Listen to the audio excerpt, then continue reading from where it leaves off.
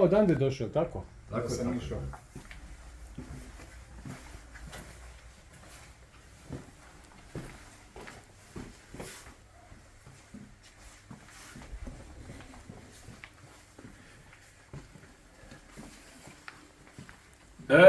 Evo ovako, znači, kao prvo, dobrodošli. Hvala, bolje vas našli. Sad kao drugo, znači, ovaj lokalitet je jako veliki, to je neki 30 hektara, a od tih 30 hektara istražen je tek jedan manji deo, znači nekdo oko 2% je istraženo. Baš malo. I sad ono što je ovdje zanimljivo u Vinči, mi ovdje u Vinči imamo, evo vi ste se ovdje popeli stepenicama, 10,5 metara arheoloških slojeva. To su veštačke nastage koje su nastale tako što se ovdje u Vinči živjelo bez prekida 7.500 godina. A to znači da se ovdje u Vinči živjelo u neolitu, mlađe kameno doba, pa se živjelo u bakano doba, pa u bronzano doba, pa u rimsko doba, pa se živjelo i u srednjem veku, ali danas se živi. I Vinča je jedna od retkih savremenih naselja u svijetu gdje postoji taj neprekinut život od 7.500 godina na jednom mjestu. Kontinuitet. Međutim, 80% tih slojeva je nastalo u prvih 1000 godina života od Vinči u neolitu. A to govori da se od Vinči najintenzivnije živjelo u neolitu, u mlađe kameno doba. I Vinča je poznata u celom svetu upravo po tom sloju iz neolita. Taj sloj se datuje u vreme između 5.500 godina pre nove ere i 4.500 godina pre nove ere i cijela ova izložba je posvećena tom sloju. Sad, pošto ću ja sada pričati o neolitu, jedno kratko upoznavanje šta je neolit. Neolit je vreme kada se ljudi po prvi put počinju baviti poljoprivredom.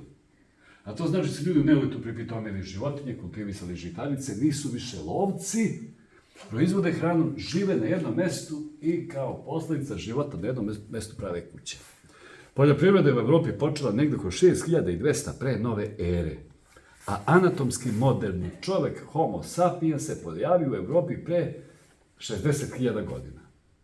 55.000 godina. Zašto je on čekao toliko dugo da bi počeo se baviti proizvodnjom hrane? Pre toga nije ni mogao. Zašto? Zato što mu klima nije dozvoljavala. Do pre 11.500 godina je bilo ledeno doba. I sve dok je trajala ta surova klima ledenog doba, čovjek nije mogao ništa osim da lovi. Tokom ledenog doba životinje stalno migriraju u potrazi za hranom. Čovjek je morao da ih prati. I čovjek je tokom ledenog doba bio stalno pokreto. Kad se čovjek stalno kreće, ne razmišlja u kući. Jedino što je njemu bilo moguće da koristi prirodna staništa, a to su pećine. A to znači da čovjek koji koristi pećinu za stanovanje nije pećinski čovjek. Pećinski čovjek ne postoji. To je čovjek, Homo sapiens, koji živi u surovo vreme ledenog doba. Kada je prošlo ledeno doba, pre 11.500 godina, životinje više ne migriraju, ne mora ni čovjek da migrira, čovjek počinje da živi stacionarno. Ali još jedno 3000 godina mora da lovi. Zašto? Zato što u Evropi, kad je prošlo ledeno doba, još 3000 godina klima bila nestabilna. A da bi se neko bavio poljoprivredom, potrebna mu je stabilna, predvidljiva klima. Taj prelazni period je srednje kameno doba, mezolit, i tu je smeštena kultura lepenskog elira. U taj prelazni period. Zato su lepenci lovci, sakupljači, ribolovci, a žive stacionarno. I konačno, oko 6200 pre nove ere, u Evropi se klima stabilizovala i kad se klima stabilizovala, tek tada su se stvorili uslovi da čovjek u Evropi pređe na poljoprivredu i prešao je. Znači, nije čovjek postao pametniji niti razvijeniji, bio pametan i pre toga, nego me to klima omogućila. Nikada našoj vrsti, Homo sapiensima, pamet nije bila ograničavajući faktor, već isključivo prirodni uslovi. Znači, naša vrsta je bila od uvek pametna. I sad, čovjek proizvodi hranu, živi na jednom mjestu, pravi kuću. I sad oni već tada prave vrlo ozbiljne kuće. I sad evo kako to izgleda kad mi iskopavamo. Evo jedna porušena kuća. Vidite ovdje ostatak jedne porušene kuće. Lepo se vidi da ova kuća imala 2 sobe. Inače mi pronalazimo kuće koje su bile velike od 20 do 80 kvadrata sa nekoliko soba, od 2 do 5 soba. Drvena konstrukcija. Kuće od drveta, pokrivene debelim slojem trske. Trska je fantastičan građevinski materijal. Zidovi kuća su oblepljeni ne blatom, već su oblepljivali glinom koja je mešana sa Piljevin. peskom i plevom. Plevom. Tako je. kad se pomešaju glina, pesak i pleva i nalepi na zid, to je stabilan materijal koji ne puca i taj materijal je fantastična termoizolacija. Znači, oni su imali fantastičnu termoizolaciju na zidovima. Danas se u najrazvijenijim zemljama sveta najskuplje kuće, takozvane ekološke kuće, prave na isti način, sa istim materijalima i sa istom recepturom za malter kao u neolitu. Vidite. I sad dole na patosu su imali drvene grede, pa preko toga opet taj kompozit glina, pesak i pleva kao toplotna izolacija. I sad recimo ono što je zanimljivo, oni u kućama nemaju ognjišta, oni su već tada u kući imali peć. I sad evo vidite ovde, kuća porušena, evo ovde peć, kalotasta peć, kalota se urušila. Ovde vidite cela kuća porušena, samo peć ostala. Od dženke ostali dugmići, a od ove kuće samo peć. Vidite. To je kao ova hlebna peć ili kako je furuna, kako ga zovu, pizza peć. I sad, iznad peći su imali ove nape, haube za odvođenje dima. To su slične haube koje mi danas koristimo iznad šporeta kao deo aspiratora. Znači, oni nisu puštali dim u tavan. Zašto? Zato što su tavanski prostor koristili kao potkrovlje. I zato je bilo nužno izvući dim izvan tavana. Ta napa, hauba se završavala. Ona se gore završavala nad krivenim otvorom, tako da je dim mogao da izađe napolje, a nije mogla da upadne niti kiša, niti sneg.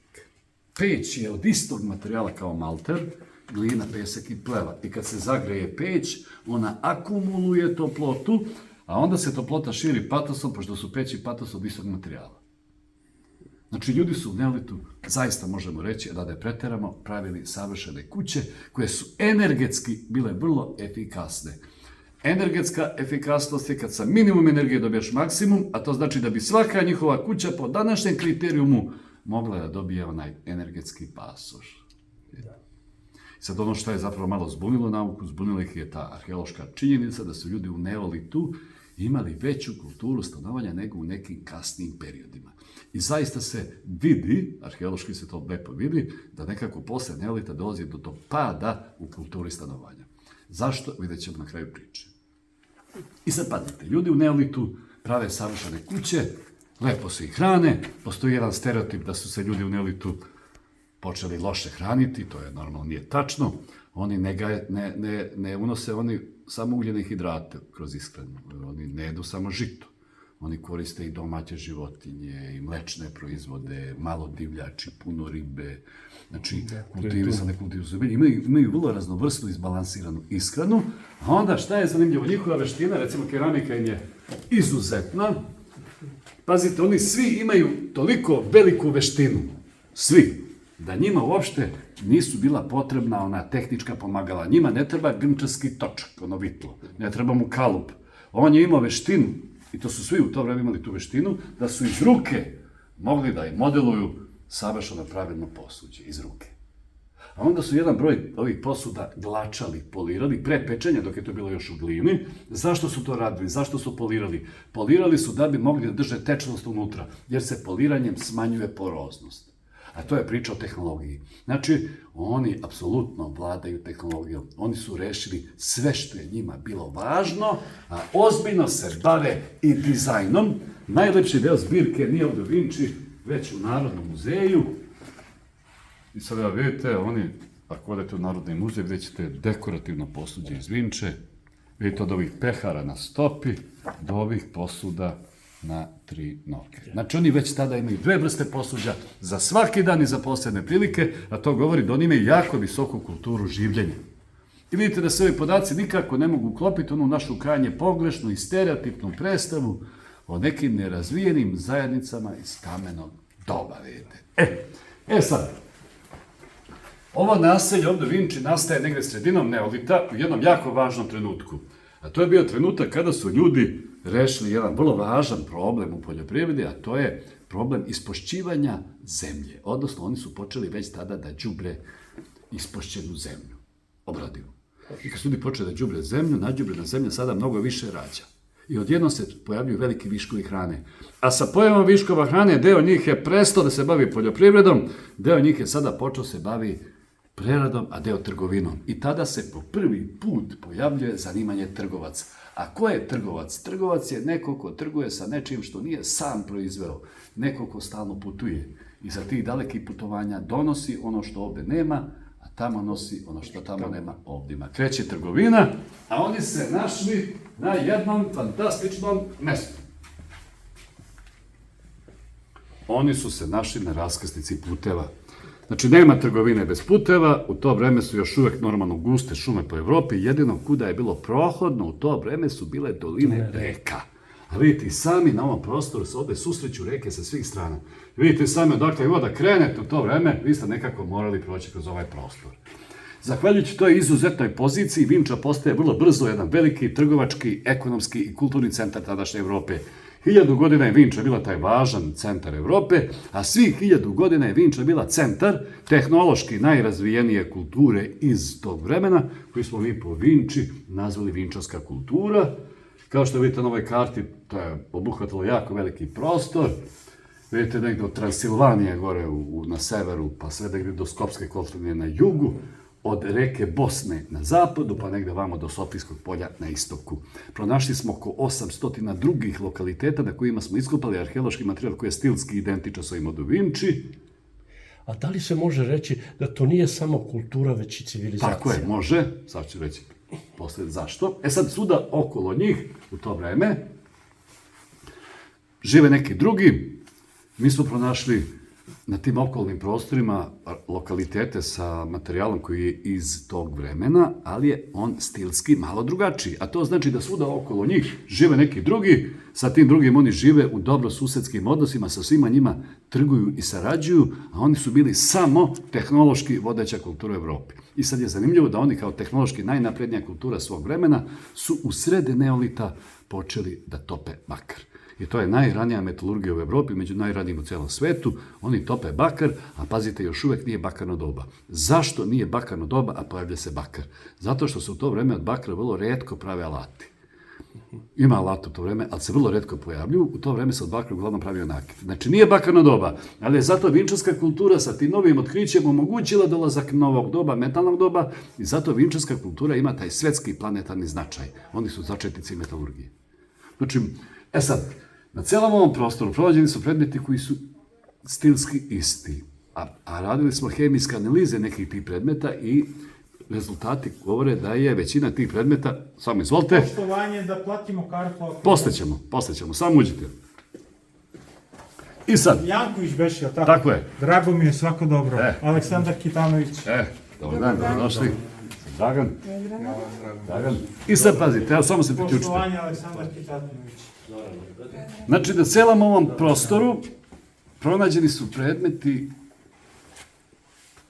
vrlo slični, stilski identični, a rađeni su od lokalnih sirovina. Znači, nije to neko pravio na jednom mjestu pa distribuirao, već svi oni razmišljaju na isti način na tom ogromnom prostoru, a to znači da između njih postoji neverovatno dobra komunikacija. Tako da imamo već elemente da to možemo nazvati civilizacijom, jer već imamo i urbana naselja koje se pojavljaju. Tako da možemo komotno reći nekako da u neolitu se zaista pojavljuju civilizacije. Sad, zavisi šta je kome kriterijum, šta je civilizacija. Postoji su različiti kriterijumi, normalno kod mnogih. Sad, čime ljudi trguju u to vreme? Jedna od najdragocenijih trgovačkih sirovina u to vreme je bio obsidijan, a obsidijan je ovo crno ovde, obsidijan je vulkansko staklo.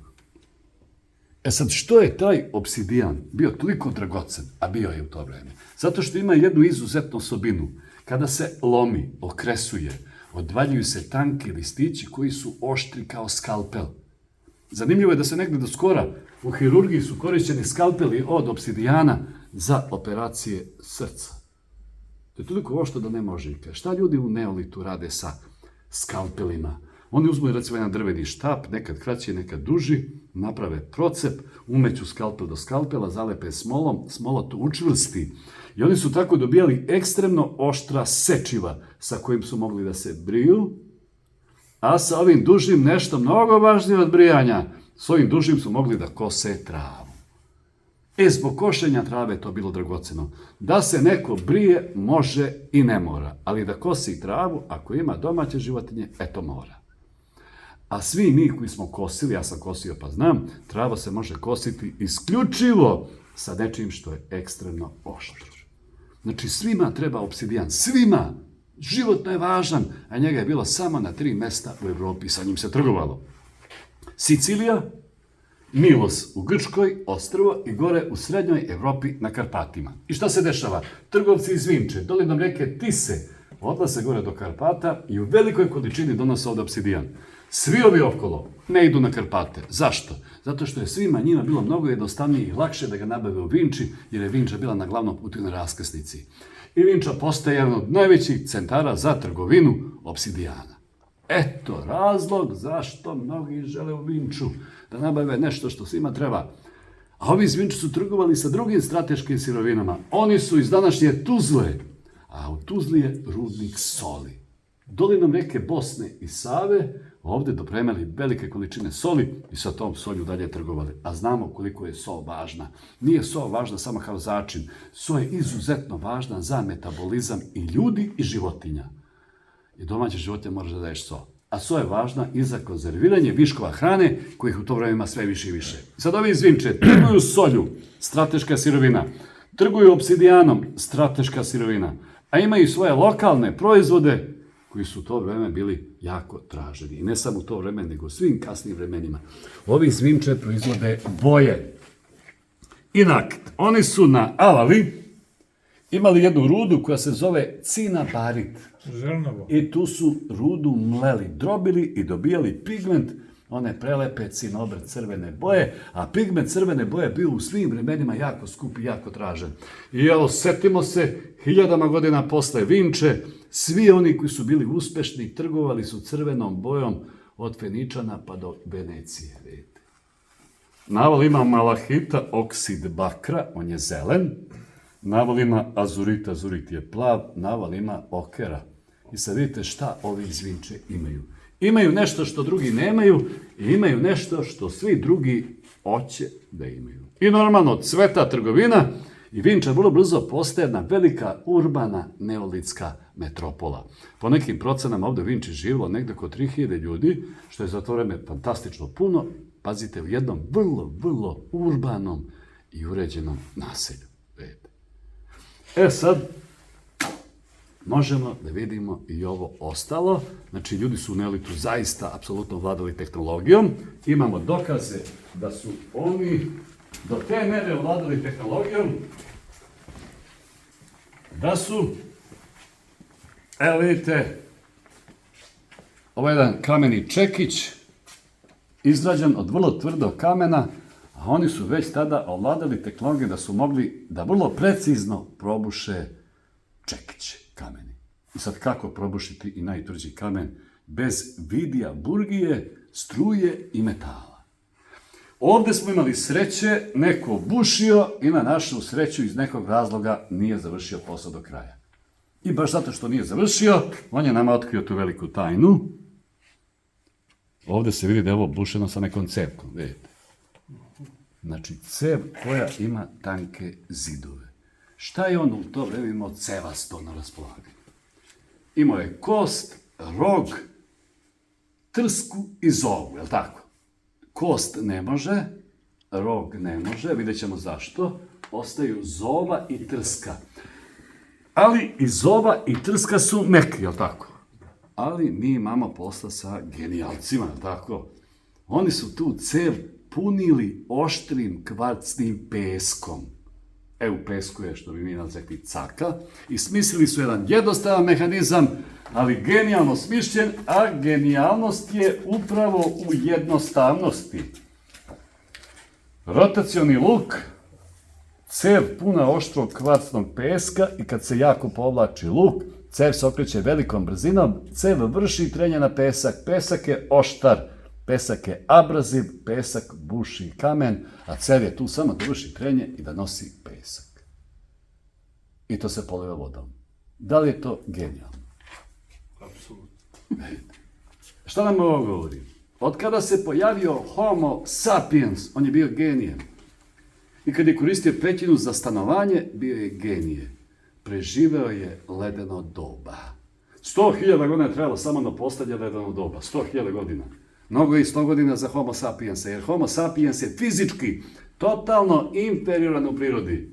Homo sapiens nema kao medved krzno, nema šapu sa kandžama, nema kljove. Sve što ima homo sapiens ima svoju inteligenciju i svoju genijalnost. Da je on bio nerazvijen, on ne bi preživeo, a nas danas ne bi bilo. I mi danas postojimo zahvaljujući njihovoj pameti. I umjesto da im podignemo veliki spomenik zahvalnosti što mi danas postojimo, mi ih često vređamo i kad hoćemo nekoga da uvredimo, mi kažemo kao da si došao iz kamenog doba. A mi mu u stvari dajemo jedan veliki kompliment, a da toga nismo svesni.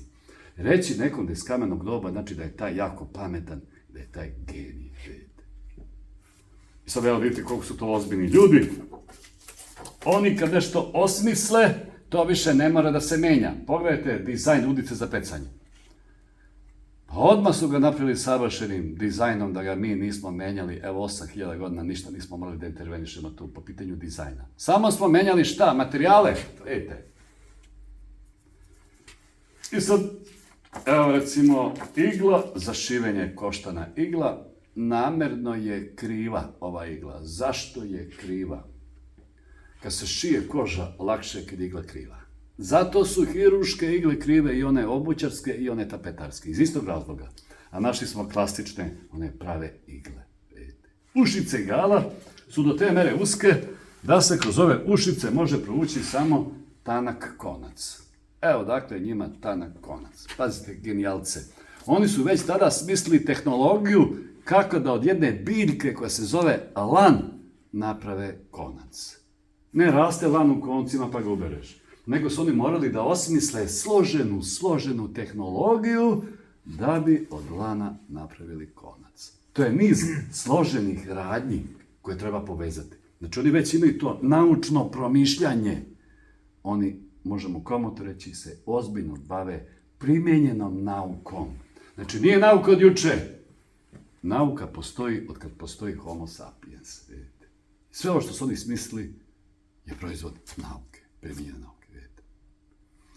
I sad, smislili su razvoj za tkanje i oni već tada proizvode ono fino, mekano, laneno platno.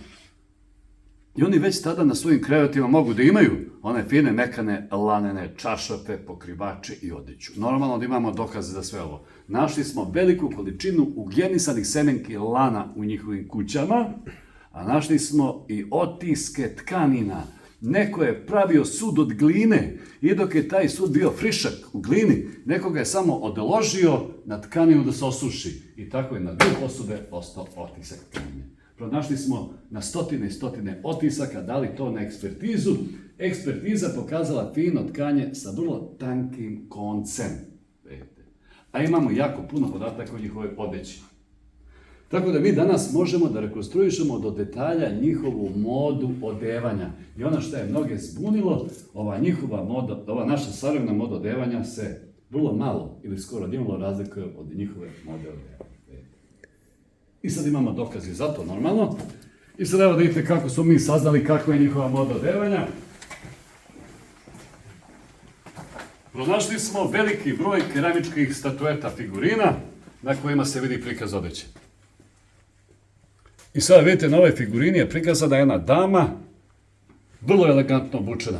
Vidite, sami ona na sebi ima dvodelni komplet, ima suknju, bluzu. Na bluzi jedan modni detalj, danas planetarno popularan, a to je V izrez. Pronašli smo 1000 figurina sa V izrezom. Vidite, V izrez je bio popularan i danas, a i na elitu. Vidite, isti modni detalj. Onda vidite, recimo, na ovoj figurini se lepo vidi da ova dama na sebi ima jako tanku odeću. Vidite kako se lepo naziru konture tela ispod ove vrlo tanke odeće. E sad ovdje imamo jednu vrlo zanimljivu figurinu. Ona sedi, šteta što je polomljena figurina, samo su noge ostale. I ako pažljivo pogledate, vidjet ćete da ova dama ima nepokrivena kolena, kratka suknja iznad kolena i čarape do kolena. Znači ono što mi danas zovemo mini suknja. A bili smo ubeđeni da je mini suknja u naš život ušetala negde 60. godina prošlog veka, a vidite koliko smo omanuli, koliko smo pogrešili. Znači nije tačno da je Brigitte Bardot prva prošetala mini suknju, a vidite ona istorija mini suknje seže mnogo, mnogo dalje. E sad, da vidimo šta su ove figurine. Ove figurine su ono što mi danas zovemo religijski predmeti. E sad, zašto ja mislim da je ovo religijski predmet, a ne recimo neka igračka? Zato što su ove figurine rađene u okviru strogih kanona. Na celom prostoru vinčarske kulture one su uvek ujednačene, stilski ujednačene. Znači, na neki način možemo reći da postoji kanon u modelovanju. Šta čovek kanonizuje? Da li će čovek da kanonizuje izradu igračaka? Normalno da neće, ali šta hoće obično? Hoće ono što je religijskog karaktera. Znači, nema dileme da su to religijski predmeti. Šta predstavljaju? Najveći broj ovih figurina su predstave žena i vrlo mali broj muških figura. E sad, zašto žena? Radi se normalno o simbolici. Od kada se pojavio Homo sapiens, on se bavi simbolima i simbolikom, od uvek. U neolitu se ljudi bave proizvodnjom hrane i njihov opstanak ne zavisi više od toga koliko će lovac da ulovi. U neolitu opstanak zavisi od toga koliko će njiva da rodi, koliko će polje rodi od rađanja. A simbol rađanja je majka. I mene se čini da ljudi u neolitu zapravo slave majku, veliku majku, ali pazite, ne kao simbol dominacije. Ono što je zanimljivo, nema tragova, arheoloških tragova polne dominacije. Oni slave veliku majku kao simbol života, rađanja, plodnosti i rodnosti. Čudna lica, neprirodno velike oči, prenaglašene oči. Ja bih rekao, opet simbolika. Nema nikakve sumnje da je majka simbol rađanja, ali isto tako nema nikakve sumnje da je majka i simbol budnosti i brižnosti. Majka ne spava. Kada su deca bolesna ili kada su u nevolji, majka je ta koja brižno bdi i čuva. Tako da su verovatno ove figure imali u njihovoj religiji još jednu važnu ulogu, zaštita. Mi danas kad krenemo negde na neki dan, nama obično kažu neka te Bog čuva. Njima su verovatno govorili neka te velika majka čuva i zato ona mora biti budna, zato su oči tako prenaglašene. Znači simbolika. Imamo još jednu lepu simboliku, a to su raširene ruke. A znamo da su raširene ruke vanvremenski simbol dobrodošlice i otvorenosti prema drugima. Oni sa ovim raširenim rukama pokazuju svoj životni stav, a to je otvorenost, a ne zatvorenost. A možda čak i prva faza ka zagrljaju. Ovo je, ja mislim, bukvalno ta otvorenost. E sad, ja bih da naglasim sad dva važna podatka, izuzetno važna. Neolitske kulture definitivno nisu ratničke kulture. Pazite, postoji tu, znači vi ako pratite arheološke podatke, tu se zaista može vidjeti da postoji tu neko nasilje, ali nasilja nema mnogo. Nasilje se javlja samo sporadično, ali definitivno te kulture nisu ustrojene kao ratničke. Nisu ratnici, nemaju kult ratnika, nemaju kult smrti, ne slave smrt. Šta slave? Slave život i zato slave majku kao simbol života. A setimo se svih onih kasnijih ratničkih civilizacija. Da se setimo od Sumera, Egipta, Antičke Grčke, Rima, Srednjeg veka pa na ovamo. Smrt je u tim ratničkim kulturama uzdignuta. Smrt je glorifikovana. Zašto? Zato što je trebalo motivisati ljude da ginu. I zato se u ratničkim kulturama slavila smrt kao vid manipulacije da se gine. Oni su poslednji koji su slavili život, a ne smrt. I još jedan jako važan podatak, neolitske kulture definitivno su egalitarne. A to znači da mi nismo našli tragove socijalne nejednakosti. Nema tragova ekonomske nejednakosti. Nema tragova raslojavanja. A pazite, već imaju privatnu svojinu, imaju viškove, imaju trgovinu, a nema raslojavanja. Šta to znači? To znači da smo mi danas neke stvari pogrešno razumeli i pogrešno definisali. To znači da socijalno raslojavanje nema nikakve veze sa početkom privatne svojine, kako je to tvrdio Rousseau i svi ovi kasnije njegovi sledbenici. A socijalno raslojavanje nema veze ni sa početkom proizvodnje viškova, kako su to tvrdili Marx i Engels, a nema veze ni sa početkom trgovine. Pa od čega zavisi to raslojavanje? Raslojavanje zavisi od sistema vrednosti. U svim onim kulturama u kojima je bilo prihvatljivo da se živi od tuđega rada, bilo je raslojavanja. Očigledno da u njihovom vrednosnom sistemu je bilo apsolutno neprihvatljivo da se živi od tuđega rada i zato nema raslojavanja. Ali koji je onda motiv da se prave oni viškovi? Motiv da se napravi višak nije bio da bi se neko obogatio viškom, već da bi taj višak oslobodio deo njih da se bavi proizvodnjom. Deo njih oslobođen proizvodnje sada može da putuje i trguje, postaje koristan član zajednice. Donosi ono što ovdje nema, ali donosi još i nešto. Donosi nove informacije, nova znanja, nove tehnologije, nova semena, nove ideje. On to znanje deli drugima. Znanje je u to vreme bilo opšte dobro. Znanje se delilo, nije se sebično čuvalo kao u nekim kasnim vremenima. I tako je taj neko doprinosio dobrobiti cele zajednice. Znači višak u njihovom vrednosnom sistemu je bio u funkciji dobrobiti cele zajednice, a ne u funkciji bogaćenja pojedinaca. Nema tragova privilegije u to vreme. Nema privilegovanih. A kad nema privilegija, čega nema? Nema takmičenja oko privilegija. I oni se između sebe ne takmiče.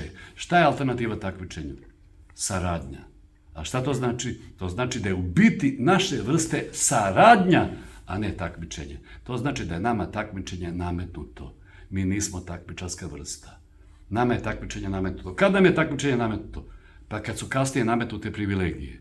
Vidite, i tek sa ulaskom privilegija ulazi takmičenje u našu vrstu. I sad vidite, konačno znamo pravu suštinu našu. To smo mi, to je naša suština. A to znači da definitivno čovek čoveku nije vuk. Otkud nama uopšte ta ideja da je čovek čoveku vuk? Tu ideju je neko kasnije nametnuo u onim kasnijim ratničkim vremenima. Zašto? Da bi opravdao ratove, pljačku i ubijanje. I sad vidite, konačno smo spoznali pravu suštinu našu, to smo mi. I ja bih se ovim završio, ako imate neko pitanje, stojim vam na raspolaganju.